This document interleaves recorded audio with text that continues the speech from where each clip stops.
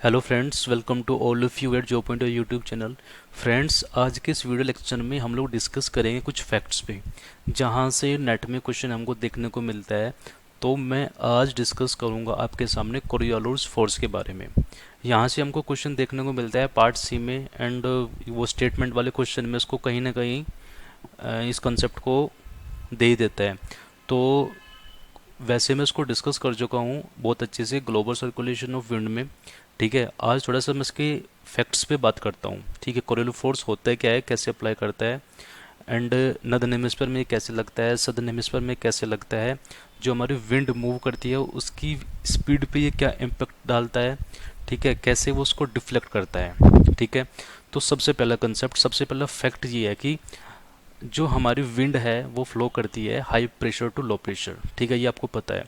अब अर्थ के रोटेशन करने की वजह से, अर्थ हमारा रोटेट करता है, तो अर्थ के रोटेट करने की वजह से जो हमारी विंड फ्लो कर रही है उस पर एक फोर्स लगता है जिसको हम बोलते हैं कोरियोलिस फोर्स। ठीक है, यहाँ पे केवल मैं फैक्ट्स की बात करूँगा।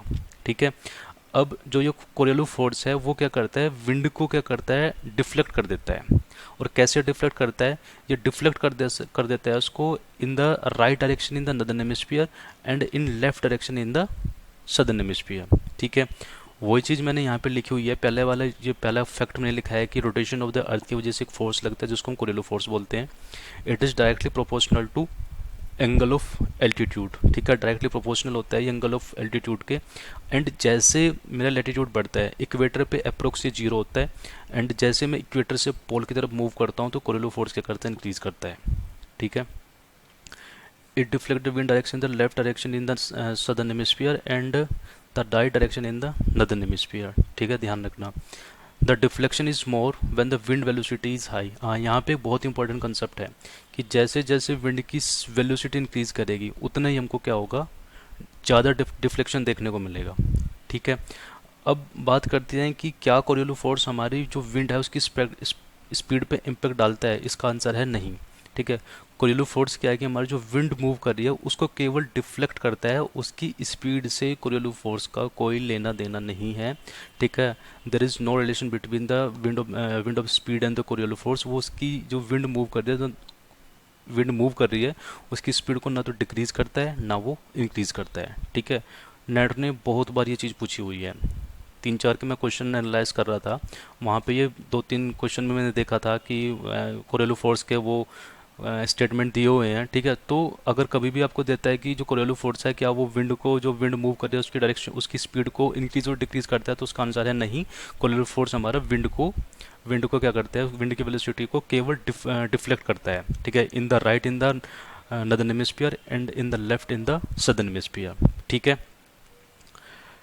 नेक्स्ट पॉइंट है it is maximum at the pole. Pole पे मैक्सिमम होता है and absent at the equator. ठीक है, the force act perpendicular to pressure gradient force. The higher the pressure gradient force, the more is the speed of the wind and the higher the deflection of the direction of the wind happen. ठीक है, means जितना ज़्यादा हमारा pressure gradient होगा, जितना ज़्यादा हमारे wind की वेलोसिटी से, जितनी विंड की स्पीड ज़्यादा होगी उतनी हमारा क्या होगा, ज़्यादा हमारा ये कोरियोलिस फोर्स लगेगा। ठीक है, एंड इक्वेटर पे जीरो होता है। ठीक है, परपेंडिकुलर टू आइसोबार। एंड ये कॉन्सेप्ट मैं आपको बता ही चुका हूँ कि कोज क्या है, कोरियोलिस फोर्स के मीन्स क्यों ये हमारा अप्लाई होता है, क्योंकि जो हमारा जो अर्थ है उसके रोटेशन होने की वजह से हमारे एक विंड पे एक फोर्स अप्लाई करता है जिसको हम कोरियोलिस फोर्स बोलते हैं। ठीक है, वो चीज़ें मैंने यहाँ पे लिखी हुई है। And as the altitude increase, जैसे हमारा एल्टीट्यूड इंक्रीज करता है the speed of the earth motion is decrease. Earth की जो स्पीड है मोशन वो डिक्रीज करती है, एंड कोरियोलिस फोर्स क्या करता है हमारा, इंक्रीज करता है फ्रॉम इक्वेटर टू पोल। ठीक है, in addition to speed of the earth rotation and latitude the faster the object itself moving the more the deflection is there. ठीक है, वो चीज़ मैंने आपको बता दी कि अगर स्पीड ज़्यादा होगी तो हमारा क्या होगा, कोरियोलिस फोर्स हमारा ज़्यादा लगेगा। ठीक है, तो कंसेप्ट इसमें यही था कोरियोलिस फोर्स के बारे में कि ये हमारा राइट में लगता है in the northern hemisphere and left में डिफ्लेक्शन हमको देखने मिलता है सदर्न हेमिस्फीयर। एंड अगर मैक्सिमम स्पीड होगा हमारी विंड की, जितनी ज़्यादा स्पीड विंड की ज़्यादा होगी उतने हमारा क्या लगेगा, कोरियोलिस फोर्स ज़्यादा लगेगा। एंड कोरियोलिस फोर्स क्या करता है, विंड की स्पीड को इंक्रीज और डिक्रीज नहीं करता है। ठीक है, तो इसके बारे में यही फैक्ट्स है, इनको थोड़ा ध्यान में रखना। ठीक है, so thank you so much for watching this video. Next lecture में हम आगे कुछ फैक्ट्स पे बात करेंगे। Thank you.